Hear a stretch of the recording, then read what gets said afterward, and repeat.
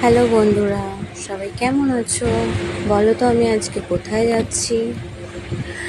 আমি যাচ্ছি একটা খুবই একটাও টোটো নেই রাস্তায় দরকারের সময়। যাক, ফাইনালি টোটোটা পাওয়া গেল। আমি যাচ্ছি আমাদের বর্ধমানে ডিভিসি অফিস। তো আমি এখন চলে যাচ্ছি।